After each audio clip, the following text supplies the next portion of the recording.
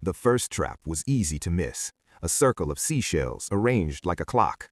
The hands pointed to midnight, no matter the hour. I stepped through it, and the world tilted. My reflection in a tide pool didn't move when I did. It grinned, slowly, then pressed its hand to the glassy surface from the other side. "Too slow," it whispered. The lost boys watched me from the dunes. They didn't blink, not once. Their shadows were longer than their bodies, stretching behind them like stains.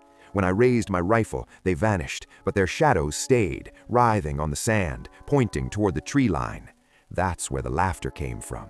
Neverland isn't an island, it's a hunger. The trees grew closer together the deeper I went, their branches knitting overhead until the sky became a thin, choking thread.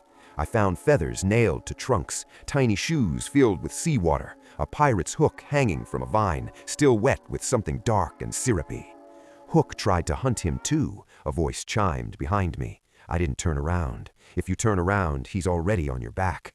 You brought iron, Peter said, circling me unseen. That's cheating. He sounded no older than 10, maybe 12, but his breath brushed my ear like winter wind. I felt the press of a blade against my spine, light, playful. "Why are you hunting me?" he asked, and the forest leaned in to listen.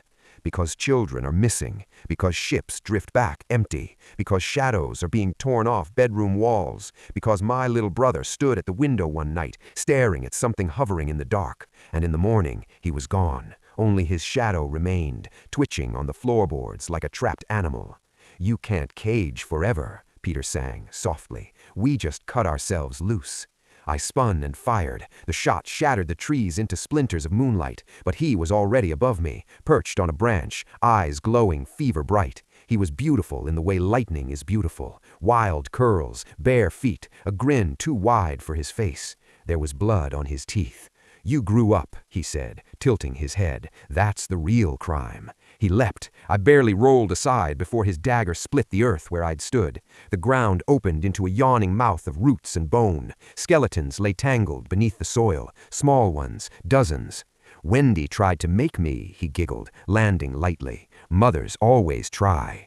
I lunged, slamming iron against his wrist. He hissed, not in pain, but delight. The blade dropped. For a heartbeat, we were face to face. Up close, his eyes weren't green. They were starless. "You can't kill me," Peter whispered. "I'm a story."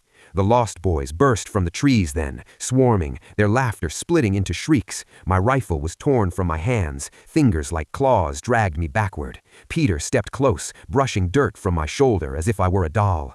"But you can stay," he offered gently. "You look tired. We'll cut off